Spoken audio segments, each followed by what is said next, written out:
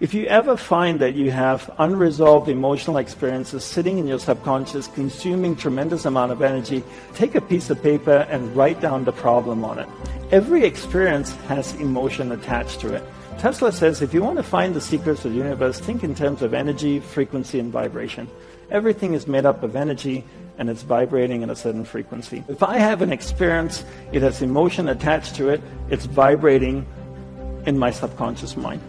My goal is, I can't do anything about the experience because it's already happened, but what I can do to help myself is to remove the emotion that's attached to experience.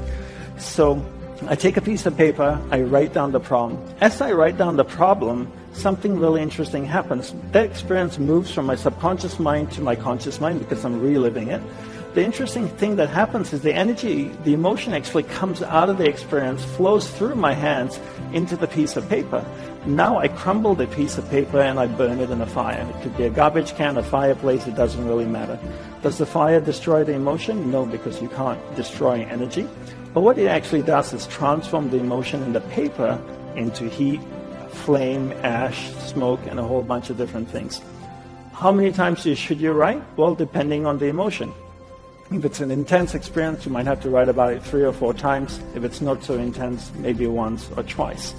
I remember the first time I ever shared this exercise was with a group of entrepreneurs in Perth, actually, about 5 years ago. And one of them said to me, looked down upon me, I realized that experiences have emotion attached to them. And I realized as well, when you relive it or you're writing about it, it goes from your subconscious mind to your conscious mind. But this whole concept that emotion comes out of the experience, flows through your hands into the piece of paper, I find it really hard to believe. I find it that's a little bit too spiritual. I said, fair enough. So I asked him, do you have kids? He says, yeah, I have a couple of kids, a 4-year-old and a 6-year-old. I said, on Father's Day, on your birthday, do they ever make you cards? They said, they do that all the time. I said, how does it look? They go, well, it doesn't look that great. It's made by a 4-year-old. Let me ask you this way. If you saw it in the store, would you pay money for it? And they go like, no way. But do you keep it? He says, yeah, I keep every single one. And I asked him why. He said, well, it's so full of love. I said, wait a minute, you're telling me your kids know monk magic?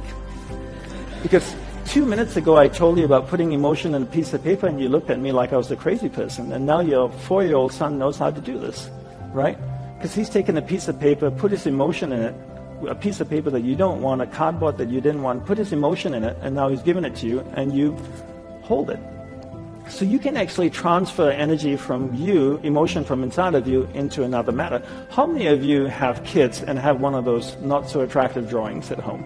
Do you keep them? Why? You'd never be able to sell it to anybody. Nobody would want to buy it, right?